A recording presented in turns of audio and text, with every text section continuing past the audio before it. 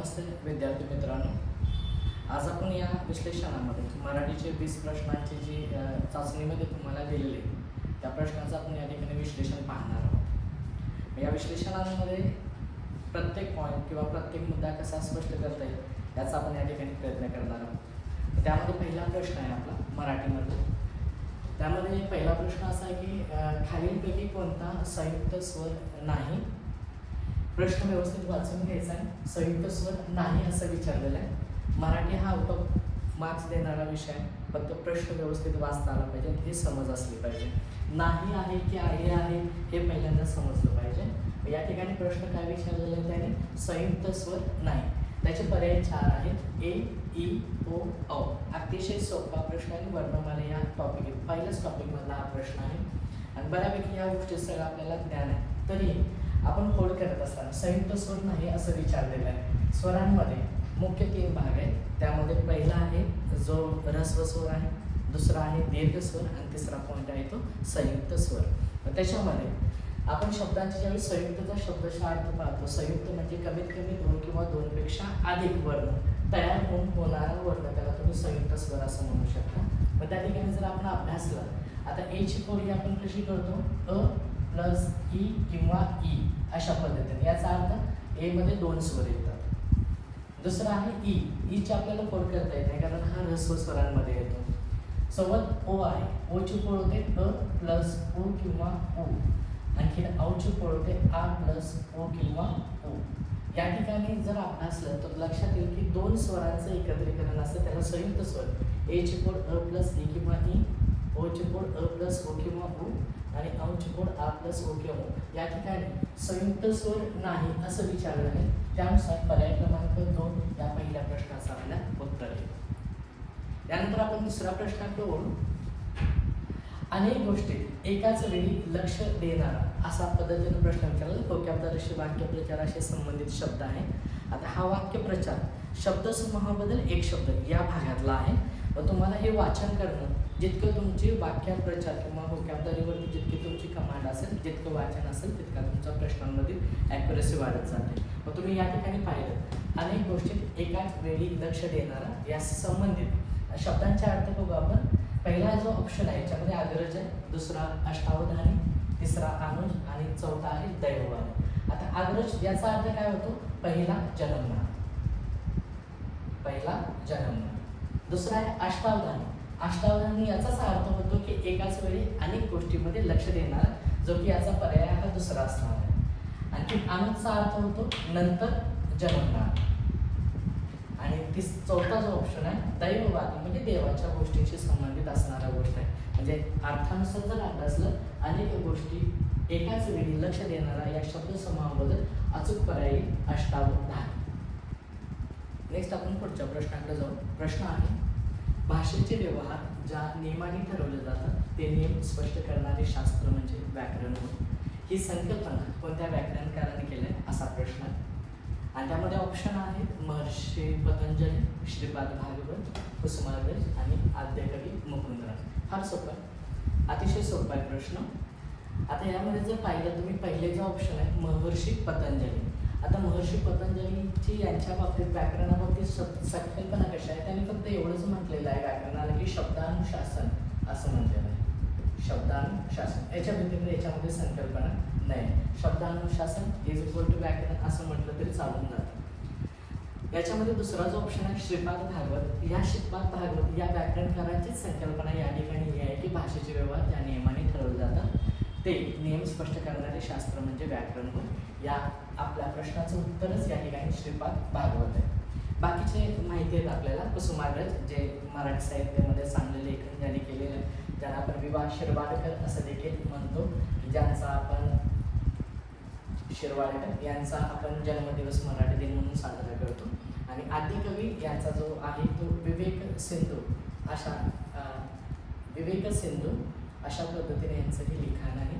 या ठिकाणी जर संकल्पना अभ्यासली तर आपल्याला श्रीपाद भागवत यांनी संकल्पना व्याकरणाची केलेली आहे की भाषेचे व्यवहार ज्या नियमाने ठरवले जातात ते नियम स्पष्ट करणारे शास्त्र म्हणजे व्याकरण होय। त्या पद्धतीने या प्रश्नाचं उत्तर असेल पर्याय क्रमांक 2 श्रीपाद भागवत।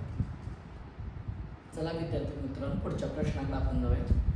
प्रश्न जोड्या जुळवायचा आहे, थोडासा लेंदी प्रश्न आहे. शक्यतो पोलीस भरतीला इतका डीपमध्ये येत नाही, 1 लाईन क्वेश्चन असतो, पण सगळा अभ्यास असणं फार गरजेचं आहे या बाबतीत. जर तुमची प्रत्येक संकल्पना जर क्लिअर असेल तर तुम्हाला हा प्रश्न लगेच सोडून जाईल. प्रश्न जो आहे तो नामाशा संबंधित आहे. जर तुम्ही पाहिजे नामाचं प्रकार आणि त्याचे उदाहरण दिले आणि या ठिकाणी जोड्या जुळवायच्या, तर त्या ठिकाणी बेसिक संकल्पना जर आपल्याला माहिती असेल तर सहज हा प्रश्न सुटून जातो. या ठिकाणी समुदायवाचक नाम तुम्हाला विचारलेलं आहे. विशेष नाम आहे, पदार्थवाचक नाम आणि भाववाचक नाम. त्याचे पर्याय पुढे दिलेले तारुण्य, धैर्य, सोबत साखर आहे, सोने, गरज, समिती आणि राम आणि गंगा यांना आपल्याला योग्य क्रमाने जोड्या जुळवायच्या. मग त्यामध्ये पहिला आहे समुदायवाचक नाम. समुदाय म्हणजे काय, ज्यामध्ये ज्या नामातून 2 किंवा 2पेक्षा अधिक घटकांचा समूह दर्शवला जातो त्याला तुम्ही समुदायवाचक नाम म्हणू शकता. या 4 ऑप्शनमध्ये बघितलं, तारुण्य, धैर्य, साखर, सोने नाही आहे. कळत या शब्दातून 2 किंवा 2पेक्षा अधिक आपण घटकांचा समावेश होतो, त्यामुळं समुदायवाचकचं नाम जो आहे तो कळत किंवा समिती असू शकतो. हा पहिला पर्याय आहे. दुसरा विशेष नाम. विशेष नाम म्हणजे काय, पर्टिक्युलर फक्त त्याच गोष्टीचा बोध होत असेल की जे नाव उच्चारल्यानंतर फक्त त्या व्यक्तीचाच, त्या वस्तूचाच, त्या ठिकाणाचा किंवा त्या पदार्थाचा फक्त आपल्याला बोध होत असेल किंवा त्याचीच प्रॉपर इमेज तयार होत असेल तर त्याला आपण विशेष नाम म्हणू शकतो. जर ऑप्शनमध्ये आपण अभ्यासलं या 4 ऑप्शनमध्ये, त्यामध्ये राम आणि गंगा ही पर्टिक्युलर फक्त त्याच गोष्टीचा बोध देणार आहे, त्यानुसार याचा पर्याय असेल राम आणि गंगा. त्याच्यानंतर पदार्थ म्हणजे मटेरियल नाव, जे की अनकाउंटेबल नाव असते, जे तुम्ही पदार्थांमध्ये किंवा द्रवांमध्ये मोजले जातात. अशी सगळी नावं हे पदार्थवाचक संबंधित असतात की जे तुम्ही लिटर, किलो, किलोमीटर, किलोग्रॅम अशा परिमाणामध्ये मोजू शकता, त्याला पदार्थवाचक नाव. जर तुम्ही अभ्यास केला तर याच्यामध्ये साखर आणि सोने आपण किलोमध्ये मोजतो आणि ग्रॅममध्ये, जे की तिसऱ्याचा ऑप्शन हा दुसरा असेल. आणि भावाचक नाव, ज्याला ॲब्स्ट्रॅक्ट नाव म्हणतो, की जे नाव आपण फक्त फील करू शकतो, इंटरनली फील करू शकतो, जे तुम्ही डोळ्यांनी पाहू शकत नाही, जे फक्त तुम्ही फील करू शकता, अशी सगळी नावं म्हणजे भावाचक नाव. हा राहिलेला 4था ऑप्शन हा कुणाचा असेल, तारुण्य. जर अभ्यासला तर समुदायाला पर्याय क्रमांक 3 येतो.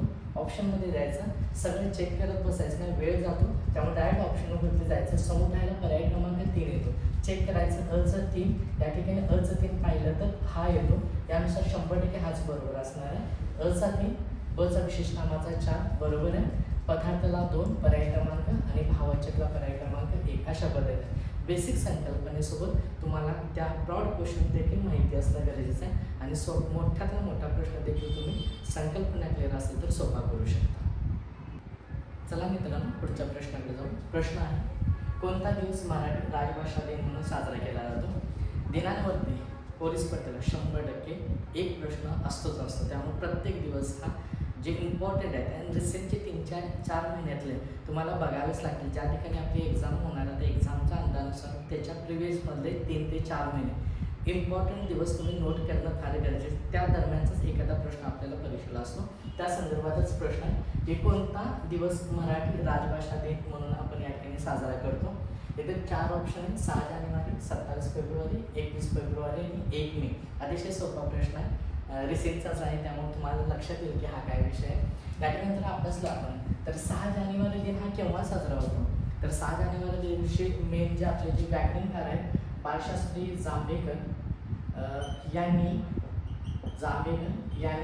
दर्पण जे वृत्तपत्र केलं होतं त्या प्रसिद्ध करण्याचा पहिला दिवस हा 6 जानेवारी होता. दुसरा आहे 27 फेब्रुवारी. 27 फेब्रुवारी हा मराठी भाषा गौरव दिन म्हणून साजरा केला जातो. गौरव दिन महत्त्वाचं आहे की ज्या दिवशी वि. वा. शिरवाडकरांचा जन्मदिवस म्हणून साजरा केला जातो. त्यानंतर 21 फेब्रुवारी आहे, शब्द सेम आहे, संकल्पना जवळपास सारखे आहे, पण 21 फेब्रुवारी आंतरराष्ट्रीय मातृभाषा दिन साजरा केला जातो. जवळपास सारखंच वाटतं. आणि जो आपल्याला अपेक्षित उत्तर आहे की मराठी राजभाषा दिन हा केव्हा साजरा केला जातो? जो की 1 मे, जो आपला महाराष्ट्र दिन म्हणून साजरा केला जातो आणि कामगार दिन म्हणूनही साजरा केला जातो. त्यानुसार या 20व्या प्रश्नाचं अचूक उत्तर काय मिळेल आपल्याला? 1 मे. त्यानंतर पुढच्या प्रश्नाकडे वळू आपण. 21वा प्रश्न ज्या ठिकाणी तुम्हाला दिलेला आहे त्यामध्ये जोड शब्दापासून बनलेल्या पोट शब्दाची चुकीची जोडी ओळखायची. प्रश्न हा संधीशी संबंधित आहे, अतिशय सोपा आहे. संधीचे मुख्य 3 भाग आहे, ज्यामध्ये स्वर संधी आहे, व्यंजन संधी आहे आणि विसर्ग संधी. याच्या बाबतीत पुढे आणखी विशेष संधी म्हणून भाग आहे. अतिशय सोपा प्रश्न असतो, फक्त वाचनातील सूक्ष्म जर याच्यातील घटक लक्षात आले तर सहज समजून जाईल। याच्यामध्ये पहिला जो भाग आहे या ठिकाणी आपल्याला काय विचारायचे, पोट शब्दाची चुकीची जोडी विचारली। या ठिकाणी सूर्याची पोड आहे, सूर्य अधिक असतं, जर अभ्यासलं पहिल्यातील शेवटचा दुसऱ्यातील पहिला दोन्हीसाठी एक वर्ण येतो, त्याला आपण संधी म्हणतो। मग सूर्यामध्ये शेवटचा अक्षर अच येतं, अस्तमध्ये पहिला अक्षर अच येतं, पहिला दोन्ही येणारे सजातीय स्वर असतील तर त्याचा दीर्घ स्वर वापरला जातो, याला तुम्ही सजातीय संधी म्हणू शकता। व्याकरणदृष्ट्या हे बरोबरच आहे। नेक्स्ट देवालय, देवालयाची पोड होते, देव अधिक आलय, देवमध्ये शेवटचा अक्षर अ, आलयमध्ये पहिला अक्षर आ, वापरणार आपण आ, दीर्घ संधीचंच उदाहरण आहे। या ठिकाणी महिलाश्रम आहे, महिला अधिक आश्रम, महिलामध्ये शेवटचा अक्षर आ, आश्रममध्ये देखील आ, वापरणार दीर्घ आ, हे देखील बरोबर आहे आणि शब्दाची पोड सुद्धा अचूक आहे। पण या ठिकाणी या प्रश्नाशी अपेक्षित या ठिकाणी जर बघितलं परीक्षा त्याची अचूक पोड परी अधिक इक्षा अशी पाहिजे, दिसताना वाचताना सेमच आहे पण वेळांतीमधला फरक आहे। या परीमध्ये शेवटचा अक्षर ई, इक्षामधला ई आणि वापरायचा आपल्याला दीर्घ, त्यानुसार बरोबर ही आहे। त्यानुसार जर तुम्ही अभ्यासलं पोट शब्दाची चुकी जोड याचा जर पर्याय तुम्हाला अचूक निवडायचा असेल तर पर्याय क्रमांक या ठिकाणी 4 येईल। चला मित्रांनो पुढच्या प्रश्नाकडे जाऊया। पुढचा प्रश्न आहे संयुक्त क्रियापद नसलेलं विधान ओळखायचं आहे। नसलेलं मी नेहमी म्हणतोय की प्रश्न व्यवस्थित वाचा, उत्तर तुम्हाला प्रश्नांमध्येच असतं, फक्त व्यवस्थित वाचणं गरजेचं आहे। आता क्रियापद हा व्याकरणातला सगळ्यात महत्त्वाचा भाग आहे। क्रियापद हा व्याकरणाचा आत्मा आहे म्हटलं तर चालतं। क्रियापदामधून बरेच पॉईंट तुमचे क्लिअर होणार आहे, काहीही असू द्या विधान सगळ्यात महत्त्वाचं असतं वाक्यामध्ये क्रियापद। म्हणून क्रियापदाचे खूप सारे प्रकार आहेत, तसे या ठिकाणी तितकं आपण विश्लेषण करणार नाही। दोन भागानुसार, एक जे विधानानुसार एक आहे क्रियापद आणि अर्थानुसार, विधानानुसार 14 ते 15 प्रकार आहेत आणि अर्थानुसार 4 प्रकार आहेत। त्यामध्ये हा जो प्रश्न आहे तो विधानाशी संबंधित आहे। विधानांवरून क्रियापदाच्या स्वरूपावरून आपल्याला हे क्रियापद ओळखायचं आहे। यामध्ये संयुक्त क्रियापद नसलेले विधान, पहिल्यांदा संयुक्त क्रियापद याचा अर्थ काय, कमीत कमी 2 क्रियापद त्या वाक्यांमध्ये असणं गरजेचं आहे आणि संयुक्त क्रियापदांमध्ये 2 जर क्रियापद असतील निश्चितपणे ते विधान संयुक्त क्रियापदाचं होतं। आता या ठिकाणी प्रॉब्लेम काय हा आपण समजला पाहिजे। या ठिकाणी जर आपण ऑप्शन पाहिले नसलेले विधान सांगायचं, मोहिनी पुस्तक वाचत आहे, इथं येणारी ही 2 क्रियापद आहेत, 2 क्रियापद आले म्हणजे संयुक्त आहे आणि येणारे क्रियापद दोन्ही एकमेकाशी पूरक आहेत। वाचत आहेत क्रियापदाचा ता अख्यात प्लस आहे म्हणजे हा जो विधानाचा काळ पण येतो तो चालू वर्तमान काळ या ठिकाणी येतो, एकमेकाशी पूरक, ज्यामध्ये मेन वर्ब ज्याला तुम्ही मुख्य क्रियापद वाचत म्हणू शकता आणि त्याला सहाय्यकारी ज्याला सपोर्टेड त्याला सहाय्यकारी क्रियापद म्हणतात या ठिकाणी आहे, हे आहे या ठिकाणी मुख्य क्रियापद आणि सहाय्यक क्रियापद अशा पद्धतीने 2 आहेत, एकमेकाशी पूरक आहे म्हणजे निश्चितपणे हे संयुक्त क्रियापदाचं उदाहरण आहे। नेक्स्ट काय पुढचं विधान, बाळ एवढा लाडू खाऊन जा, या ठिकाणी 2 क्रियापद आहेत आणि या ठिकाणी 2 क्रियापद दर्शवताना 2 क्रियापदांमधून 2 वेगवेगळ्या क्रिया आहेत, एक खाणे आणि एक जाणे। आपण संयुक्त कधी म्हणू शकतो, एकमेकाशी पूरक असेल तर, पण या ठिकाणी एक क्रिया खाण्याची आहे, एक क्रिया जाण्याची आहे, त्यामुळे येणारी 2 वेगवेगळ्या क्रिया दर्शवत असल्यामुळं हा जो येणारं विधान आहे ते तुमचं संयुक्त क्रियापद होऊ शकत नाही, म्हणजे हे नसणार आहे। इथे जर या विधानामध्ये बाळ एवढा लाडू खाऊन टाक असं जर असतं तर मात्र खाऊन टाक या विधानाचा अर्थ होतो की संपवून घे, व संपवून घे जर एकच क्रिया दर्शवत असेल तर निश्चितपणे येणारं विधान हे तुमचं काय झालं असतं संयुक्त क्रियापद। पण या ठिकाणी 2 वेगवेगळ्या क्रिया असल्यामुळं 2 वेगवेगळे भाग दर्शवत असल्यामुळं हा येणारा जो विधान आहे ते विधान तुमचं संयुक्त क्रियापद होणार नाही।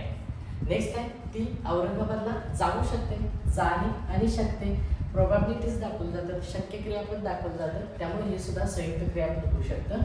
आणखी त्याने सर्व नारळ देऊन टाकले, देऊन टाकले म्हणजे संपवले, सेम अर्थाने येतो म्हणजे येणारे या ठिकाणी हे पण क्रियापद काय ते संयुक्त। मग आपल्याला काय सांगायचं आहे नसलेलं, जर ऑप्शन तुम्ही 4 बघितले यामध्ये जे दुसरं विधान आहे बाळ एवढ्या लाडू खाऊन जा हे जे विधान हे संयुक्त क्रियापद नसलेलं अचूक पर्याय या ठिकाणी आपण नोंदवू शकतो।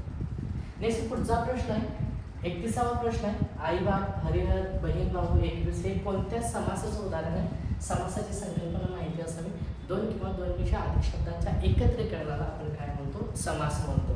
मग समासाचे मुख्य भाग आहेत 4, ज्याच्यामध्ये इथं ऑप्शनमध्ये मग सेमच दिलेले आहेत, अव्ययभाव समास, तत्पुरुष समास, द्वंद्व समास आणि बहुब्रीही समास। अव्ययभाव समासाचा विचार केला तर त्यामध्ये पहिलं पद हे महत्त्वाचं असतं, तत्पुरुषमध्ये दुसरं पद महत्त्वाचं असतं, द्वंद्व समासामध्ये पहिलंही महत्त्वाचं असतं आणि दुसरंही महत्त्वाचं असतं आणि आणि बहुव्रीही समासामध्ये हे दोन्ही पद महत्त्वाची नसून तिसऱ्या पदाचा बोध होणं गरजेचं आहे. अशा पद्धतीने प्रत्येक सामासिक शब्दांमध्ये 2 पदांवरून हे 4 प्रकार आहेत. मग अव्ययभाव समासाची संकल्पना माहिती आहे. सामासिक शब्दाची सुरुवात आ, येता, प्रति, बे, गैर अशा शब्दाने होत असून त्याचा विग्रह हा क्रियाविशेषण अव्यय दर्शवणं गरजेचं आहे. तत्पुरुषमध्ये खूप सारे प्रकार आहेत ज्याच्यामध्ये दुसरं पद प्रधान मानलं जातं. द्वंद्वमध्ये दोन्ही पद महत्त्वाचे आहेत आणि बहुव्रीहीमध्ये तिसऱ्या पदाचा बोध होणं गरजेचं आहे. या ठिकाणी जर आपण अभ्यासलं आई बाप हे जे विधान आहे या ठिकाणी हा शब्द सामासिक आहे. याची फोड होते आई व बाप. दुसरा जो आहे तो हरिहर. हरिहरची फोड होते हरी व हर. बहीण भाऊ शब्द आहे. बहीण भाऊ याची फोड होते बहीण आणि भाऊ. आणि या ठिकाणी चौथा जो आहे 21 या शब्दाची फोड होते 1 व 20 अशा पद्धतीनं ही फोड होते. पण जर तुम्ही सामासिक शब्दांमध्ये दोन्ही पद महत्त्वाचे आहेत, दोन्ही जितकं आई महत्त्वाची तितके बाबा पण दोन्ही पद महत्त्वाचे आहेत. या पहिल्याच उदाहरणावरून आपल्याला अंदाज येतो की हे द्वंद्व समासाचं उदाहरण आहे. म्हणजे अचूक पर्याय या ठिकाणी द्वंद्व समास. जर तुम्ही पाहिलं द्वंद्वमध्ये आणखीन 3 प्रकार आहेत ज्यामध्ये इतरेतर द्वंद्व आहे, वैकल्पिक द्वंद्व आहे आणि समाहार द्वंद्व आहे. इतरेतर द्वंद्व समासमध्ये काय होतं, सामासिक शब्दाची जी फोड आहे ती समुच्चय बोधक उभयान्वयी अव्यय असणं गरजेचं आहे. समुच्चय बोधक उभयान्वयी अव्यय ज्याला इतरेतर ही जी उदाहरणं आहेत ती द्वंद्व समासातील इतरेतर द्वंद्व समासाची उदाहरणे आहेत. सोबत दुसरा जो प्रकार आहे तो वैकल्पिक द्वंद्व समास जिथं अथवा किंवा वा या उभयान्वयी अव्ययाचा वापर करावा लागतो. आणि समाहारामध्ये काय होतं, 2 पदं महत्त्वाची नसून समाहारामध्ये काय होतं की ज्यामध्ये ती 2 पदं आहेच आहेत सोबत तिसऱ्या पदाचा आणि पदार्थाचा इतर पदार्थाचा समावेश असणं गरजेचं आहे. अशा पद्धतीने ही सगळी उदाहरणं हे कोणाची दर्शवली जातील, द्वंद्व समासाची दर्शवली जातील. चला विद्यार्थी मित्रांनो पुढच्या प्रश्नाने जाऊया. पुढचा प्रश्न असा आहे, व्याकरणदृष्ट्या चुकीचा अर्थ असणाऱ्या शब्दांची जोडी आपल्याला ओळखायची आहे. दरवेळी एक्झामला यावरती शुद्ध शब्द आणि अशुद्ध शब्दाशी संबंधित थोडासा प्रश्न आहे. एक प्रश्न हमखास आणि 1 मार्क सुद्धा नक्कीच मिळतो. शुद्ध शब्द आणि अशुद्ध शब्दामध्ये ऱ्हस्व आणि दीर्घांच्या मात्रा माहिती असणं गरजेचं आहे. ऱ्हस्व म्हणजे कमी उच्चार, दीर्घ म्हणजे जास्त उच्चार. जो कन्वर्ट होतो चिन्हांमध्ये जो की पहिली वेलांटी दुसरी वेलांटी आ याच्यामधला हा फरक आहे. जर प्रश्नाकडे आला तर लक्षात येईल तुमच्या व्याकरणदृष्ट्या आपल्याला काय सांगायचं आहे, चुकीचा अर्थ. त्याच्यामध्ये 4 ऑप्शन आहेत. एक अश्विनशी संबंधित आहे, उपहारशी संबंधित आहे, पीक या शब्दाशी संबंधित आहे आणि किंतु. प्रोनाउन्सिएशनला शब्द सारखेच आहेत, फक्त दोन्हीतील फरक तुम्हाला लक्षात आला पाहिजे. या ठिकाणी शब्द जो आहे तो अश्विन आहे आणि या ठिकाणी जो शब्द आहे तो अश्विन. आणखीन आ मधला फरक आहे. हा अश्विन आहे, हा अश्विन आहे. आणि आ मधला फरक फक्त त्या काण्यामुळं त्या पूर्ण शब्दाचा आपल्याला इथं अर्थ बदलताना दिसतो. जर तुम्ही शब्दाचा अर्थ बघितला, अश्विनचा जो मूळ शब्द आहे तो अश्व म्हणजे घोडा आणि जो अश्विन असतो त्याला तुम्ही काय म्हणू शकता, घोडेस्वार. म्हणजे हा जो अर्थ येतो तो बरोबर आहे. आणि हा जो अश्विन आहे मराठी महिन्याशी संबंधित आहे. आपले 12 मराठी महिने त्यामध्ये हा अश्विन कानातला फरक समजून घ्या. आ आला तर तो अश्विन मराठी महिन्याशी संबंधित असेल, म्हणजे हा सुद्धा शब्द बरोबर आहे. दुसरा एक उपहार आहे. म्हणजे एखाद्याला आपण लग्नामध्ये वगैरे उपहार देतो म्हणजे भेटवस्तू देतो. हाही शब्द अचूक आहे, बरोबर आहे. नेक्स्ट उपहार शब्द आहे. याची तर फोड करा तुम्ही. उप अधिक आहार होतो. आहार या शब्दाचा जर अर्थ समजून घेतला, आहार म्हणजे काय होतो, फराळ. म्हणजे याच्यामध्ये जो फरक आहे उप पचा आणि तो उपा पला काना येतो, म्हणजे हा देखील आणि हा मधलाच फरक आहे. अर्थानुसार घेतला तर दोन्ही शब्द बरोबर आहेत, अचूक आहे. नेक्स्ट तिसरा जर अभ्यासला तुम्ही, पीक म्हणजे धान्य आणि पीक म्हणजे कोकिळा. प्रोनाउन्सिएशनला सेम आहे. वेलांटीतला फरक आहे. ही ऱ्हस्व वेलांटी आहे, ही दीर्घ वेलांटी आहे. पण वेलांटी जरी बदलली तर शब्दांचे अर्थ बदलतात, हे सुद्धा तुमच्या लक्षात येणं गरजेचं आहे. इथं पीक आणि धान्य असून जर तुम्ही अर्थ घेतला, पीक धान्य कधी होतं, ज्यावेळी पीकला ज्यावेळी दुसरी वेलांटी असेल तेव्हा पीक याचा अर्थ होतो. आणि पीक या शब्दाला अचूक अर्थ जर घेतला तर तो पहिल्या वेलांटीचा कोकिळा होतो. आपण सहज बोलता बोलून जातो की शेतामध्ये पीक आहे. बोलताना समोरच्याला मेसेज जातो की पीक म्हणजे धान्यच. पण लिहिताना इतकेच जर तुम्ही पीक या शब्दाला पहिली वेलांटी दिली तर त्या वाक्याचा पूर्ण अर्थ बदलतो. त्यामुळं वेलांटी आणि उकार शब्दांना अचूक देणं, योग्य देणं फार या ठिकाणी गरजेचं आहे. म्हणजे जर तुम्ही अर्थानुसार बघितला, पहिला पीकचा अर्थ होतो कोकिळा आणि दुसऱ्या पीकचा अर्थ होतो धान्य. या ठिकाणी आपल्याला चुकी जोडी सांगायची आहे. आपल्या या प्रश्नाचं उत्तर हे 3 नंबरच असणार आहे. आणि चौथाच ऑप्शन आहे विश्लेषणात सांगत असताना किंतु म्हणजे परंतु आणि किंतु म्हणजे संशय. हा कारांमधला फरक आहे. वेलांटी सेम आहे. हा किंतु म्हणजे परंतु 100% बरोबर आहे आणि हा किंतु म्हणजे संशय हाही शब्द अचूक आहे. अशा पद्धतीने जर पर्याय जर तुम्ही अभ्यास केला रस व दीर्घाशी संबंधित तर चुकीचा पर्याय कोणता येईल? पर्याय क्रमांक 3 पहिल्या वेलांटीचा पीक म्हणजे कोकिळा, दुसऱ्या वेलांटीचा पीक म्हणजे धान्य. अशा पद्धतीने आपल्याला विश्लेषण करता येईल. यानंतर पुढचा प्रश्न आहे मी निबंध लिहिला या वाक्याचे रेखी भविष्य काळाचे रूपांतर भविष्य काळाशी संबंधित आहे. असा मराठीत मित्रांनो कुठलाच टॉपिक नाही ज्याच्यावर पुढे तुला प्रश्न नसतो. त्यामुळे प्रत्येक टॉपिक तुम्हाला अभ्यास असणं गरजेचं आहे. आता हा काळाशी संबंधित आहे. काळ तशी मुख्य 3 आहे. काळाची संकल्पना सांगत असताना वाक्यातील क्रिया केव्हा घडली याचा बोध होणे त्याला तुम्ही काय म्हणू शकता? काळ असं म्हणू शकता. वर्तमान काळ, भूतकाळ आणि भविष्यकाळ हे मुख्य 3 काळ आहेत. वर्तमान काळ म्हणजे सध्या क्रिया चालू आहे, भूतकाळ म्हणजे क्रिया घडून गेलेले, भविष्यकाळ म्हणजे भविष्यात कधीतरी क्रिया घडेल. अशा पद्धतीने 3 शब्दांचे अर्थ होतात. वर्तमानाचे पुन्हा 4 प्रकार आहेत. भूतकाळाचे 4 आहेत आणि भविष्यकाळाचे 4 आहेत. इथे जे विधान दिलेलं आहे मी निबंध लिहिला एक क्रियापद आहे, वाक्यात आहे. निश्चितपणे हा जो काळ होतो तो साधा भूतकाळ होतो. कोणता काळ आहे हा? साधा भूतकाळ. आणि वाक्यांमध्ये सूचना काय दिली, शिक्षण काय दिले, या वाक्याचं तुम्हाला रीती भविष्यकाळ करायचा आहे. मग फार सोपं आहे, अतिशय सोपा प्रश्न आहे. एक मार्क सहज तुम्हाला मिळू शकतो. विधानात आपण जाऊया. पहिले विधान आहे मी निबंध लिहीन, दुसरा आहे मी निबंध लिहित असेल, तिसरा आहे मी निबंध लिहित जाईन आणि मी निबंध लिहिला असेल. जर तुम्ही पाहिलं मी निबंध लिहीन एक क्रियापद आहे. एक क्रियापदाचा कोणता ना कोणता साधाच काळ असतो. इथं ही प्रत्यय तो म्हणजे हा विधान येतो तो साधा भविष्यकाळ आहे. सपोज या ठिकाणी जर मी लिहितो असतं तर तो साधा वर्तमान काळ आणि मी लिहिले जो की या ठिकाणी साधा भूतकाळ ऑलरेडी दिलेला आहे. नेक्स्ट दुसरा आहे मी निबंध लिहित आहे, लिहित असे. मुख्य क्रियापदाचा ताक्यात आहे आणि शेवटी आहे तो असे नाही. ताक्यात म्हणजे क्रिया चालू आणि असेल म्हणजे भविष्यकाळ. काळ शोधत असताना तुम्हाला सगळ्या विधानाचा अभ्यास नाही केला तर चालतो. क्रियापद फक्त ध्यानात येणं गरजेचं आहे. अचूक उत्तर तुम्हाला मिळून जातं. नेक्स्ट आहे मी निबंध लिहित, क्रिया चालू आहे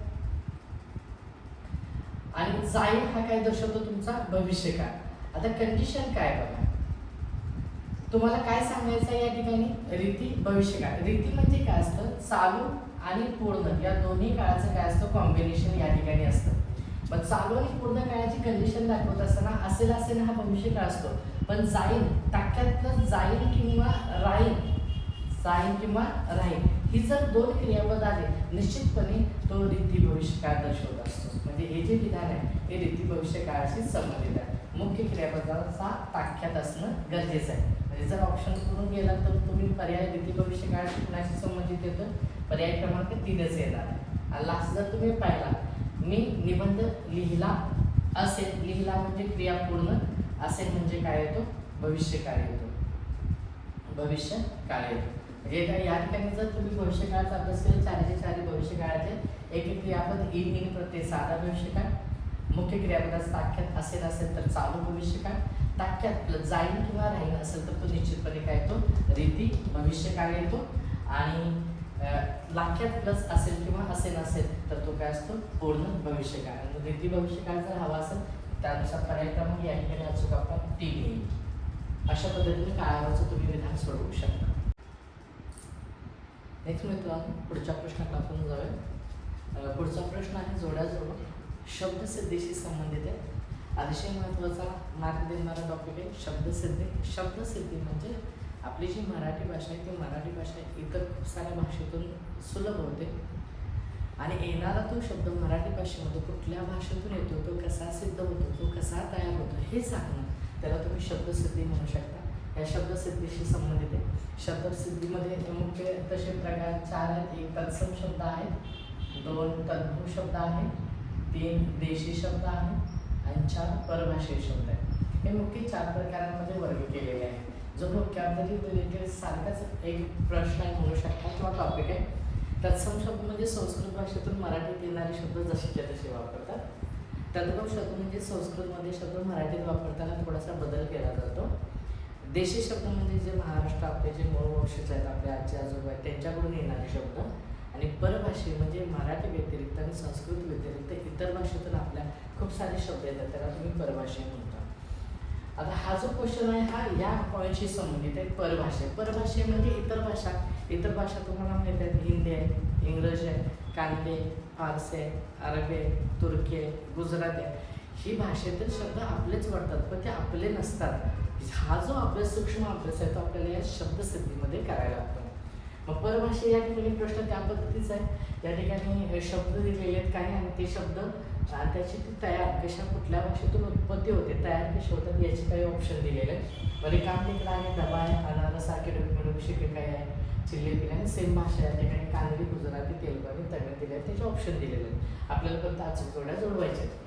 यासाठी वाचन लागतं. पुन्हा पुन्हा वाचले की शब्दसुद्धा लक्षात येतात. त्याचे काही ट्रिक्स आहेत. जी सेंटेन्स लक्षात ठेवल्यानंतर आपल्याला हे शब्द लक्षात राहतात. हे ट्रिक्स जर समजून घेतलं तर तुम्हाला हे पाठ होणं पण सोपं होईल आणि टॉपिक सोपाही आहे आणि प्रश्नही लिहून जाईल. या ठिकाणी एक ऑप्शन आपण चेक करूया. रिकाम टेकडा आणि डबा. रिकामा टेकडा हा जो शब्द मराठीमध्ये येतो तो आपल्या गुजराती भाषेमधून येतो. म्हणजे या ठिकाणी पर्याय क्रमांक 1चं उत्तर काय असणार आहे? गुजराती असणार आहे. दुसरा जो आहे अनारस आणि किडूक मिळून. ॲटलीस्ट याच्यामध्ये 2 शब्दांमध्ये एक कुठला शब्द भाषेत येतो हे जरी आलं तरी आपण हे जोड्या जोडवाचा प्रश्न अचूक सोडवू शकतो. त्यामध्ये अनारस आणि किडूक मिळून. किडूक मिळून हा शब्द आपल्या मराठीमध्ये तेलुगू भाषेतून मराठीत येणारा हा शब्द आहे. कोणता? तर अनारस आणि किडूक मिळून. नेक्स्ट आहे शिकेकाई आणि झुरळ. शिकेकाई हा शब्द मराठीमध्ये कानडी भाषेतून येणारा शब्द आहे. आणखी चिली पिली, सार, मठ्ठा वगैरे हे जे शब्द आहेत ते तामिळ भाषेतून आपल्या मराठीत येणार आहेत. जर तुम्ही ऑप्शन चेक केलं याच्यामध्ये जर अभ्यासलं तर तुमच्या लक्षात येईल. या ठिकाणी रिकाम टेकडाचं उत्तर काय आहे तर पर्याय क्रमांक 2. पर्याय बघू शकता इथं 4 आहे, 2 आहे, 3 आणि 1 आहे. पर्याय आपल्याला अचूक मिळतो 2. बाकीचं शोधत बसू नका. आपल्याला वेळ फार इम्पॉर्टंट आहे. टाईम मॅनेजमेंट हा एक इश्यू असतो. त्यामुळे अचूक उत्तर कळलं तर तुम्हाला आणखीन कन्फर्म करायची गरज नाही. आपल्याला पर्याय क्रमांक या ठिकाणी कोणतं उत्तर मिळेल? पर्याय क्रमांक 2. अशा पद्धतीने तुम्ही शब्दसिद्धीचा प्रश्न सोडवू शकता. नेक्स्ट मित्रांनो पुढच्या प्रश्नाकडे जाऊया. पुढचा प्रश्न असा आहे, खालीलपैकी कोणता शब्द बहुब्रीही समासाचं उदाहरण नाही? महत्त्वाचा आहे नाही शब्द. नाहीतून तुम्हाला प्रश्न नीट वाचणं गरजेचं आहे. आपण बऱ्याचदा गडबडीमध्ये काय करतो आहे करतो आणि रिकाम होतो, पण नाही, पहिल्यांदा नीट प्रश्न वाचणं गरजेचं आहे. मग तुम्ही इथे 4 ऑप्शन दिलेले आहेत. बहुब्रीही समासाचं उदाहरण नसलेलं सांगायचं आहे. नीलकंठ आहे, गजानन आहे, जितेंद्रिय आहे आणि गायरान आहे.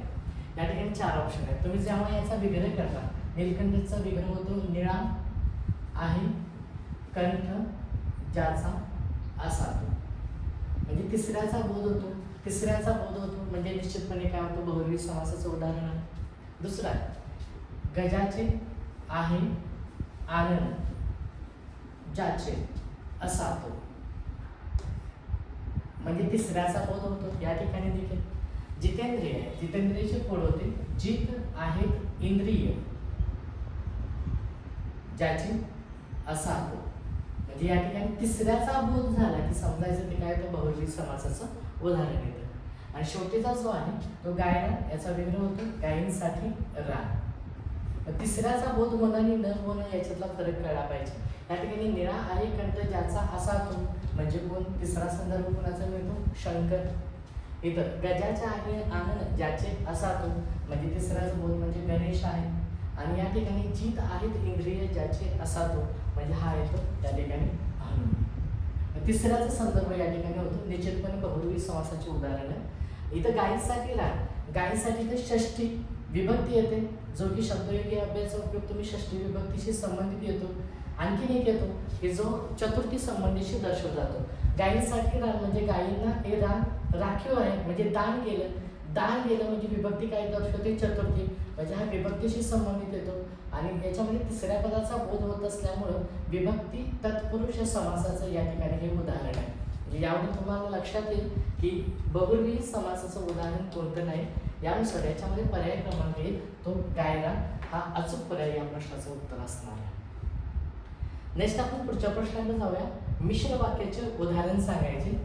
विचारला प्रश्न मिश्र वाक्याचं, पण ऑप्शन आहेत क्रियापदाचे अर्थ. पण क्रियापदाच्या अर्थावरून तुम्ही मिश्र वाक्याकडे जाऊ शकता. फार सोपा भाग आहे. अर्थानुसार स्वार्थ, अज्ञात, विद्यार्थ्यांनी संकेतार्थ हे मुख्य 4 प्रकार आहे. हे 4 प्रकार जर तुम्हाला कन्सिडर झाले 100% हा प्रश्न सुटतोय. आपल्याला विचारले मिश्र वाक्य. तसे वाक्याचे मुख्य 3 प्रकार आहेत. 1 केवळ वाक्य, 2 संयुक्त वाक्य आणि 3 आहे मिश्र वाक्य. अशा पद्धतीने हे 3 प्रकार सोपे आहेत. जिथं उभयान्वयी अव्यय येत नाही त्याला तुम्ही केवळ म्हणू शकता. प्रधानत्व सूचक उभयान्वयी अव्यय येते त्याला संयुक्त म्हणू शकता. आणि जिथे गौणत्व सूचक उभयान्वयी अव्यय येते त्याला तुम्ही मिश्र म्हणू शकता. हा बेसिक फॉर्म्युला, बेसिक संकल्पना ओळखण्याची. आपल्याला मिश्र विचारलं. आता हा फॉर्मॅट थोडासा वेगळा राहतो आणि हा क्रियापदाचा अर्थ वेगळा राहतो, पण याच्यावरून तुम्ही मिश्र वाक्याकडे जाऊ शकता. कसं? आम्ही जातो आमच्या गावात. सरळ विधान आपण क्रियापदाला फोकस करतो. एकच क्रियापद आहे, निश्चितपणे स्वार्थशी संबंधित येतं. स्वार्थ हे निश्चितपणे विधानार्थी वाक्य आहे. जिथं कोणतंही उभयान्वयी अव्यय येते त्याला तुम्ही सरळ सरळ स्वार्थ वाक्य हे विधानार्थी वाक्य हे केवळ वाक्याकडे घेऊन जाऊ शकता. नेक्स्ट, तू एवढं काम करच. इथं आपण काय करतो? पुढच्याला काय करतो? आज्ञा देतो. काय देतो? आज्ञा. आज्ञार्थावरून हे विधान तुमचं निश्चितपणे आध्यार्थाशी संबंधित येऊ शकतं. म्हणजे हे सुद्धा होणार नाही. नेक्स्ट आहे जे चकाकतं ते सोनं नसतं. जे ते काय दर्शवतो? संकेत दर्शवतो. म्हणजे तुम्ही याला संकेतार्थी क्रियापद म्हणू शकता. आणि प्रत्येकाने कायदा पाळावा. वाव ही संदर्भ कशाचा देतो? तर विद्यार्थ्याचा देतो. याच्यामध्ये एक साधा कॉमन रूल नियम काय आहे की जिथं संकेत दर्शवतो ते निश्चितपणे तुमचं कोणतं वाक्य असणार आहे? मिश्र वाक्य असणार आहे. म्हणजे जरी क्रियापदाचे ऑप्शन असले तर तुम्ही मिश्र वाक्यांकडे घेऊन जाऊ शकता. आणि या प्रश्नांवरून, या विश्लेषणावरून तुमच्या अंदाज येत असेल, लक्षात येत असेल की जे ते संकेतार्थ, जो तो, जेव्हा तेव्हा आलं की ते 100% कोणते असतात? मिश्र वाक्य. यानुसार या प्रश्नाचा अचूक उत्तर आहे पर्याय क्रमांक 3. नेक्स्ट मित्रांनो, पुढच्या प्रश्नाकडे जाऊया. प्रश्न असा, अक्षरगण वृत्तांशी संबंधित आहे. अतिशय सोपा प्रश्न आहे. हा बेसिकवरती एकदम अतिशय क्वेश्चन आहे. अक्षरगण वृत्तांमध्ये काय असतं की खूप सारे शब्द देतात आणि त्या शब्दांमध्ये तुम्हाला लघुगुरूंची मात्रा सांगितली जाते. गणवृत्ताची प्रॉपर संकल्पना काय आहे की ज्यामध्ये लघु मात्रा, गुरु मात्रांचं यांचं साम्य असतं, सोबत अक्षरांच्या मात्रा देखील सारख्या असतात. म्हणजे त्या अक्षरांच्या मात्रासोबत गणांच्या मात्रा सारख्या असतात. त्याला तुम्ही अक्षर गणवृत्त म्हणू शकता. सोबत यती सुद्धा सारख्याच जाग्यावरती असते, त्याला तुम्ही अक्षर गणवृत्त असं म्हणू शकता. याच्यामध्ये लघु आणि गुरु हे 2 शब्द आहेत. बेसिकवरती अतिशय क्वेश्चन आहे. आता लघु आणि गुरु उच्चार करण्यात जो कालखंड लागतो त्याला आपण मराठीमध्ये काय म्हणतो? मात्रा म्हणतो. काय म्हणायचं? मात्रा. 2 मात्रा असतात, एक ऱ्हस्व आणि एक दीर्घ. ऱ्हस्व आणखी दीर्घ. ऱ्हस्व मात्रांना आपण लघुमध्ये कन्वर्ट करू शकतो आणि दीर्घ मात्रांना आपण कशामध्ये कन्वर्ट करतो? गुरु. मग प्रत्येक वेळी ऱ्हस्व आणि गुरु म्हणण्याची आवश्यकता नाही. ऱ्हस्व उच्चार आपल्याला माहिती आहेत, दीर्घ देखील आपल्याला माहिती आहेत. ऱ्हस्व उच्चारामध्ये जसं की फॉर एक्झाम्पल अ आहे, ई आहे, उ आहे, रू आहे, रू येतं. पण दीर्घ मात्रांमध्ये आ आहे, दीर्घ उ आहे, ए आहे, दीर्घ उ आहे, ए आहे, ऐ अशी ही मात्रा येतात. हे कन्वर्ट करत असताना लघु ही मात्रा, ऱ्हस्व मात्रा ही 1 मात्रात कन्वर्ट होते आणि गुरु ज्याला तुम्ही दीर्घ म्हणता ते 2 मात्रांमध्ये कन्वर्ट होतं. मात्रा म्हणजे अक्षरांचं वेळ मोजण्याचं एक माप आहे, मोजण्यासाठी वापरलेलं एक या ठिकाणी माध्यम आहे. मग 1 आणि 2 या मात्रा कन्वर्ट करत असताना चिन्हांमध्ये चंद्राकृती, ज्याला तुम्ही यू म्हणू शकता, अर्धचंद्राकृती आणि आडवी रेषा अशा 2 चिन्हांमध्ये कन्वर्ट होतं. ज्याच्यामध्ये ऱ्हस्व आहे जो यू चिन्हाने दाखवला जातो, जो दीर्घ आहे तो आडव्या रेषेने दाखवला जातो. आणि तुम्ही प्रश्नांमध्ये अभ्यासत असाल तर अक्षर गणवृत्ताचे लघु हे अक्षर यू न दाखवतात, तर गुरु हे अक्षर आडव्या रेषेने. ऑप्शनमध्ये आपल्याला हे पाहिजे, लक्षात येईल लगेच. या ठिकाणी पहिलाच ऑप्शन बरोबर आहे. दुसरा जर घेतला तर रिकाम्या जागेनुसार अभ्यासलं तर पहिला गुरु आणि नंतर ऱ्हस्व येऊ शकत नाही. प्लसचा काही संबंधच नाही. या ठिकाणी अधिक चिन्हाचा सुद्धा काहीच संबंध नाही. त्यानुसार लघु आणि गुरु मात्रा हे कशामध्ये दर्शवले जाते? हा अर्धचंद्राकृती आणि आडव्या रेषेमध्ये. अचूक पर्याय असेल पर्याय क्रमांक 1. त्यानंतर पुढच्या प्रश्नाला जाऊ. देह देवाच्या मंदिरात आत्मा परमेश्वर अलंकाराशी संबंधित आहे. एक प्रश्न निश्चितपणे पोलीस भरतीला येतोच येतो. अगदी सोपा असतो. वाचन फक्त पाहिजे आणि शब्दातील उदाहरणांसोबत त्या येणाऱ्या अलंकाराच्या संकल्पना क्लिअर असेल. प्रश्न कसा आहे पुढे? अलंकाराचा प्रश्न तुम्हाला सोडून जातो. अलंकार म्हणजे काय? आपली भाषा प्रभावी करण्यासाठी भाषांमध्ये, ओळींमध्ये, शब्दांमध्ये जी शब्द चमत्कृती साधतो त्याला आपण अलंकार म्हणतो. आता ऑप्शननुसारच आपण जाऊया. अलंकार खूप सारे आणि अलंकार तुम्ही 22-23 माध्यमातून जाऊ शकता, पण मी या ठिकाणी ऑप्शन क्लिअर करतो तुमचे. पहिला जो आहे तो अनन्वय अलंकार. अनन्वय अलंकार म्हणजे काय? उपमेयाला उपमेयाचीच उपमा दिली जाते तेव्हा तो अनन्वय अलंकार होतो. आता उपमेय उपमान जर संकल्पना क्लिअर असेल तर मी जे बोलतोय ते लक्षात येईल. उपमेय म्हणजे ज्याचं वर्णन करतो, उपमान म्हणजे ज्याचं वर्णन देतो, अशा दोन घटका. मग उपमेय हे आणि उपमान यांच्यामध्ये उपमेयाला उपमेयाचीच उपमा दिली जाते तेव्हा तो आनन्वय अलंकार होतो. जसं की आहे ताजमहल जगते तोच, त्याच्यामध्ये आपण संदर्भ देऊ शकतो. चेतन गुणोक्ती म्हणजे काय? निसर्गातील निर्जीव गोष्टीला मानवी स्वभावाचं वर्णन दिलं जातं, त्याला तुम्ही चेतन गुणोक्ती अलंकार म्हणू शकता. जसं की फॉर एक्झाम्पल चाफा फुलेना, चाफा चालेना, या ठिकाणी उदाहरण तयार केलं जातं. रूपक म्हणजे काय? उपमेय आणि उपमान यांच्यात एकरूपता सांगितली जाते तेव्हा रूपक अलंकार होतो, जो की या ठिकाणी या ज्या विधानांमध्ये या प्रश्नांमध्ये हा रूपक अलंकारच दाखवलेला आहे. आणि व्यतिरेक अलंकार म्हणजे काय? उपमेयापेक्षा उपमान दरवेळी अभ्यासलं जर तुम्ही तर उपमेयापेक्षा उपमान नेहमी श्रेष्ठ असतं, पण व्यतिरेक अलंकारामध्ये काय होतं? उपमानापेक्षा उपमेय जास्त प्रभावी, जास्त श्रेष्ठ हे सांगितलं जातं. जसं की अमृताहुनी गोड नाम तुझं देवा. आता अभ्यास जो आहे तो रूपकशी संबंधित आहे. उदाहरण रूपक म्हणजे काय? जसं की फॉर एक्झाम्पल आपण म्हणू शकतो लहान मूल म्हणजे मातीचा गोळा, असं एक साधं उदाहरण. यावरून हे आयडिया तुम्हाला लगेच येईल. लहान मूल म्हणजेच मातीचा गोळा आणि मातीचा गोळा म्हणजेच लहान मुलं. उपमेय म्हणजेच उपमान, उपमान म्हणजेच उपमेय यांच्या जेव्हा एकरूपता साधली जाते तेव्हा रूपक होतो. या ठिकाणी देह देवाचं मंदिर आहे आणि त्यामध्ये हा आत्मा परमेश्वर आहे आणि परमेश्वरच हे देवाचं मंदिर आहे आणि देवाचं मंदिरच हा परमेश्वर आहे. दोन्हीमध्ये एकरूपता सांगितली जाते तेव्हा रूपक अलंकार होतो. त्यानुसार या प्रश्नाचं अचूक उत्तर आपल्याला मिळेल रूपक अलंकार. नेक्स्ट मित्रांनो, पुढच्या प्रश्नाकडे जाऊया. प्रश्न आहे हत्ती या समानार्थी नसणारा शब्द सांगायचा आपल्याला. कॅन्सल करा. प्रश्न आहे हत्ती या अर्थाचा नसणारा शब्द खालीलपैकी कोणता आहे? मग हत्ती या ठिकाणी आपल्याला अर्थाचा नसणारा सांगायचा आहे म्हटल्यानंतर प्रश्नाची उकल्पन करावी की हत्तीला समानार्थी शब्द याच्यामध्ये असणार आहे आणि एक त्याच्यामध्ये नसणार आहे. त्याला तुम्ही ऑड मॅन आउट हाऊस सुद्धा असं म्हणू शकता. पण आपल्याला बऱ्यापैकी क्वेश्चन जर तुम्ही अनालिसिस केलं तर 25 प्रश्न ॲटलीस्ट आपण धरून जाऊयात. त्या 25मध्ये 17 टॉपिकशी रिलेटेड असतात आणि व्होकॅब्युलरीवरती जे की तुमचे मार्क घालवणारे पॉईंट असतात, ज्याच्यामध्ये समानार्थी हा एक असतो. त्यामुळे समानार्थी शब्द तुम्हाला खूप काळजीपूर्वक वाचणं गरजेचं आहे. मार्क सहज मिळतो पण कन्फ्यूज होता कामा नये आणि याच्यामध्ये नीट प्रश्न वाचता आला पाहिजे. हत्ती समानार्थी नसणारा शब्द. आपण बऱ्याचदा काय करतो, हत्ती पुढचा प्रश्नच वाचत नाही, असणारा बघतो आणि विषय आपण इथंच क्लोज करतो, पुढच्या ऑप्शनकडेच कधी आपण जात नाही. पण आपल्याला काय सांगायचं आहे? नसणार. मग ऑप्शनमध्ये काय? नाग आहे, सारंग आहे, मृगेंद्र आहे, गज आहे. ऑप्शनमध्ये तुम्ही जाता लगेच कळतं नाग हा हत्तीला समानार्थी शब्द आहे, काही डाऊट नाही. सारंग हा हत्तीला समानार्थी शब्द आहे. सोबत हरिण या शब्दाला सुद्धा सारंग शब्द वापरला जातो. त्यानंतर मृगेंद्र म्हणजे सिंह आणि गज म्हणजे पुन्हा काय येतो? हत्ती येतो. मग आपल्याला काय नसणारं सांगायचं? सदस्य ऑप्शन दिसतोय या ठिकाणी सिंह. आपल्या या प्रश्नाचं अचूक उत्तर असेल पर्याय क्रमांक 3 मृगेंद्र. नेक्स्ट आहे 78वा प्रश्न. या ठिकाणी चुरमुरे खात बसणे. आपल्याला असे शब्द खूप सारे शब्द समूहाबद्दल येऊ शकतात, अलंकारीशी संबंधून येऊ शकतात, फक्त त्याचे आपल्याला अर्थव्यवस्थेत सांगायचे. चुरमुरे खात बसणे, ज्याच्यामध्ये या प्रश्नामध्ये बरेच अशा उत्तर वाटतात की जे दोन बरोबर असू शकतात, त्यामुळे वाचन एकदा दोनदा होणे याशी संबंधित गरजेचं आहे. चुरमुरे खात बसणे आपण ऑप्शन पाहू. लग्न होणे, पदरी न पडणे, जबाबदारी टाळणे आणि नाग आरडाओरडा करणे शब्दाशी संबंधित आहे. आता चुरमुरे खात बसणे आणि लग्न होण्याशी काही संबंध नाही. लग्न होणे म्हणजे चतुर्भुज होणे तुम्ही म्हणू शकता, 2चे 4 हात होणे अशा पद्धतीने अर्थ घेतला जातो. चुरमुरे खात बसणं म्हणजे निराशा थोडक्यात येणं अशा अर्थाने, ज्याचा अचूक अर्थ असणार आहे पदरी न पडणं, काहीच न मिळणं याचा अचूक अर्थ असणार आहे.